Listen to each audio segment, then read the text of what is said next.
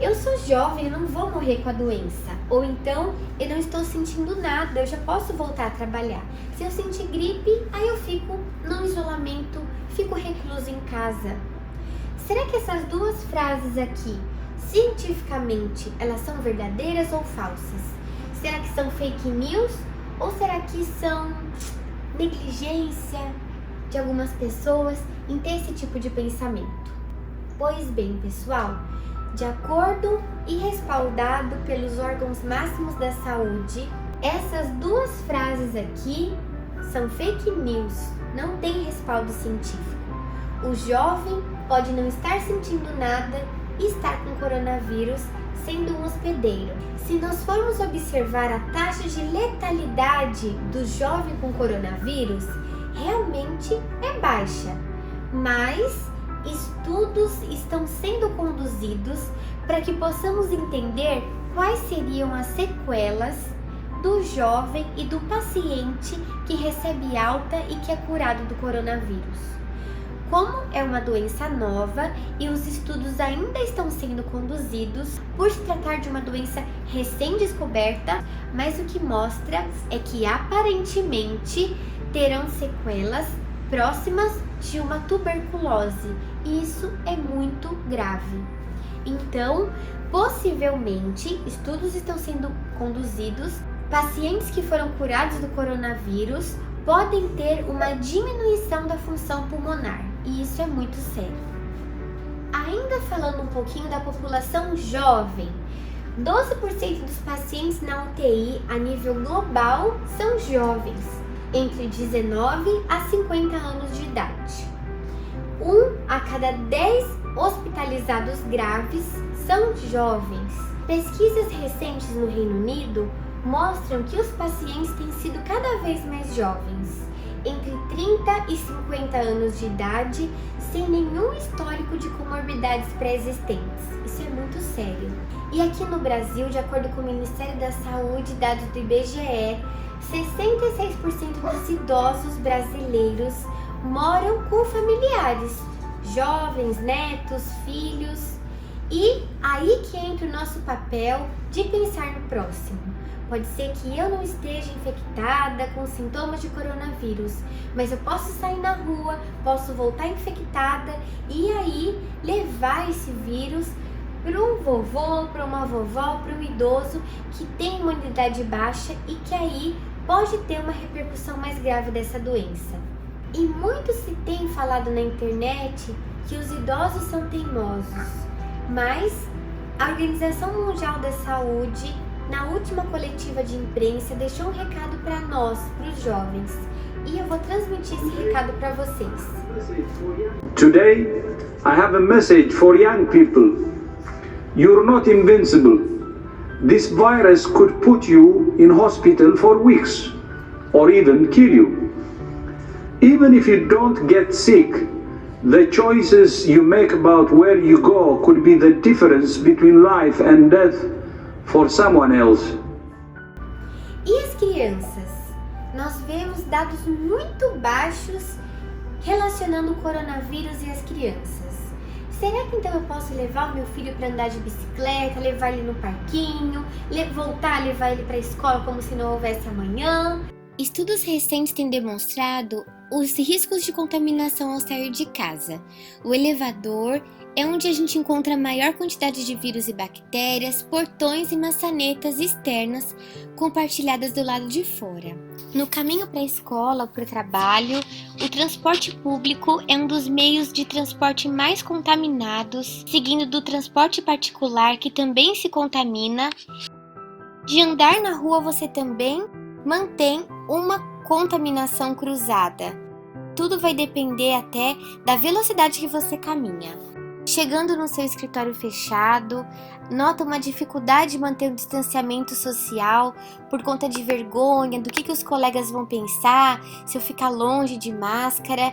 As superfícies também são bem contaminadas, então existe uma dificuldade de manter esse isolamento social. Também tem a questão da contaminação das roupas, quando existe refeitório, lanches, coffee break, copos, talheres. até o botão da maquininha de café pode ficar contaminado se tiver um assintomático que utilizou, e bolsas e mochilas que geralmente são colocadas no chão e que são muito contaminadas. Os estudos mostram que quando você dá uma escapadinha para fora de casa, dá uma vontade maior de você parar para fazer outras atividades ao longo do caminho.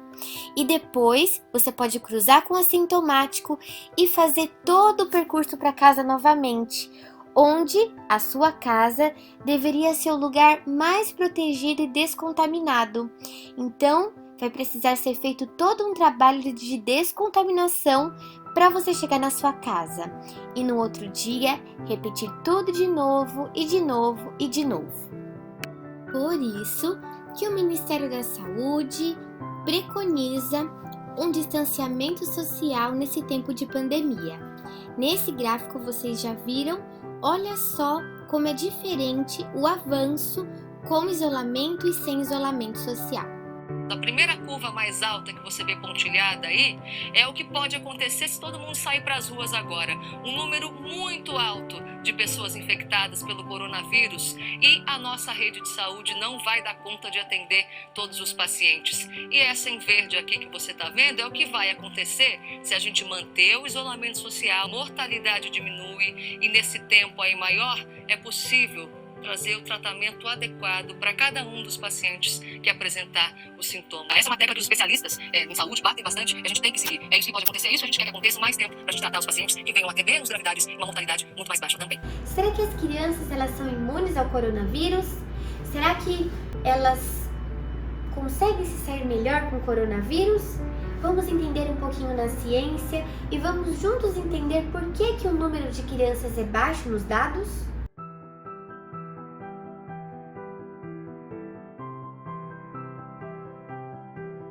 Primeira coisa que eu quero deixar claro para vocês como odontopediatra: índices são números. E se você é cirurgião dentista, se você é pediatra e está assistindo esse vídeo, vocês sabem que cada paciente é único e que nós não podemos rotular um paciente por números, por faixa etária.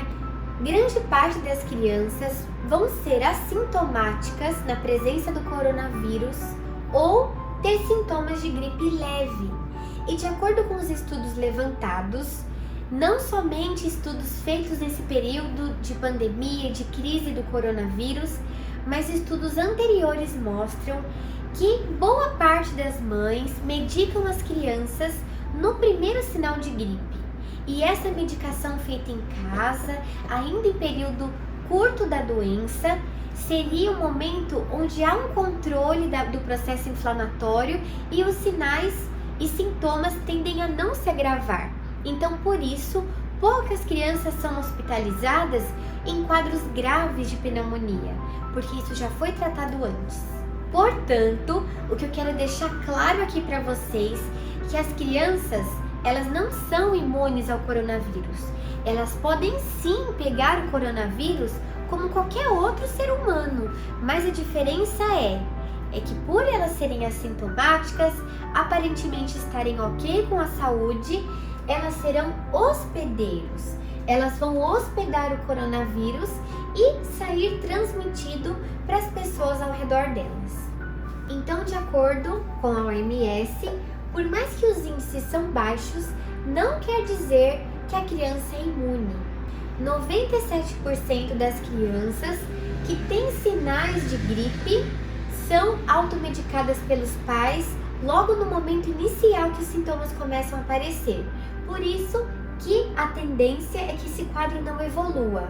No caso de internação, elas têm direito a acompanhante? A gente está vendo crianças ter forma mais grave. No começo a gente achava que criança não tinha forma grave da doença, então criança pode ter uma magnitude menor do que adulto. Então realmente a questão do acompanhante vai ter que restringir um pouco a entrada, minimizar. Então realmente esse momento é meio complicado, mas vai ter que minimizar o contato mesmo.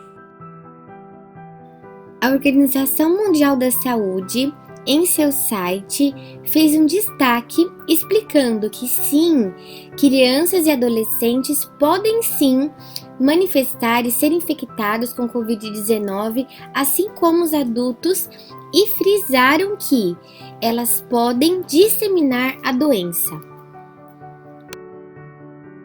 pacientes asmáticos, paciente com bronquites tiveram boa porcentagem no grupo de óbitos, isso a nível mundial do que se sabe até hoje. Alguma recomendação para alguma criança que já tem alguma doença já pré-diagnosticada, uma bronquite, asma, elas são também do grupo de risco? São do grupo de risco. E as recomendações são as mesmas para todo mundo, né? Sempre estar lavando as mãos, passar álcool gel, desinfetar superfícies de alto toque, como tablets, tela de celular, bancadas, maçanetas, os brinquedos que geralmente as crianças... E criança pequena bota muita mão na boca também, então é sempre importante você estar higienizando. Por isso, a gente vai conversar com o presidente do Departamento de Infectologia da Sociedade Brasileira de Pediatria, o Dr. Marco Aurélio Safadi. A suspensão das aulas já trouxe um impacto no sistema de saúde, né, doutor? Conta Eu acho pra que gente. esse é um achado ainda, vamos dizer, que a gente está investigando, mas muito interessante. Nós temos uma doença que chama-se bronquiolite, que é uma doença que afeta primordialmente os bebês nos primeiros 2 anos de vida. E nós temos dados consistentes que é uma doença que tem, vamos dizer, o pico da sua atividade exatamente nessa época do ano. Em fevereiro a gente começou a observar o aumento dos casos de bronquiolite, que é causada por um vírus, que chama-se vírus sincicial respiratório, e coincidente com a interrupção das aulas, das creches e das escolas maternais, imediatamente a gente observou uma queda, vamos dizer, das internações, algo que nunca observamos em anos anteriores. Então, esse é um dos efeitos que essas medidas de isolamento traz. As doenças em que há participação das crianças na transmissão, como essa, por exemplo, a gente tem um impacto relevante na diminuição das taxas de hospitalização. Doutor, muito obrigada pelas suas informações. No momento que eu estava aqui editando o vídeo, tive algumas atualizações de artigos científicos e também de notícias em jornais importantes, como esse aqui que eu vou mostrar para vocês. É datado de ontem, 29/4/2020. O governo francês admite preocupação com síndrome em crianças.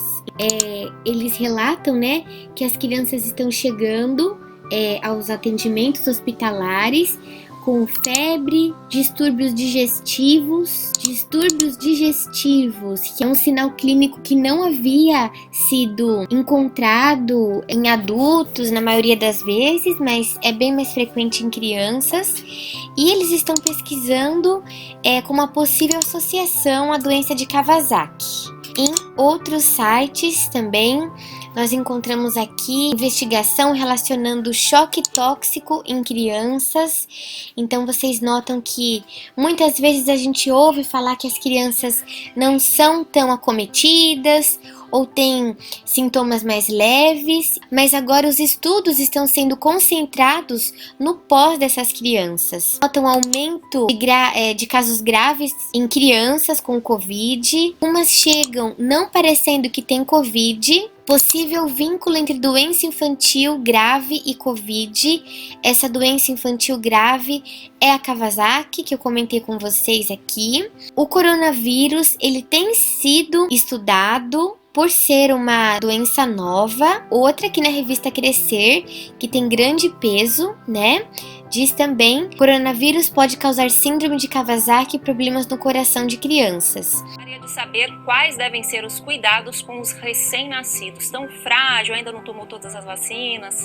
Os cuidados com os recém-nascidos é o seguinte: é não sair de casa, não receber visita. Nós estamos numa época muito delicada, nós estamos em guerra, então em hipótese nenhuma visitar recém-nascidos. A gente precisa entender, pessoal, qual que é o impacto desse vírus tão agressivo para o cirurgião dentista. O cirurgião dentista, ele está em contato com o paciente numa parte muito secretiva e nós somos muito vulneráveis a vários tipos de micro-organismos, de vírus e bactérias. E não seria diferente com o coronavírus. Por isso que nós vamos precisar ter EPIs diferenciados, organizar o nosso consultório de uma melhor maneira possível, tirar todos os brinquedos da recepção de uma clínica de odontopediatria, objetos, quadros da parede, porque vocês vão ver que o coronavírus, esse vírus, ele fica fixo nas superfícies, sendo um grande meio de contaminação. Aguardem!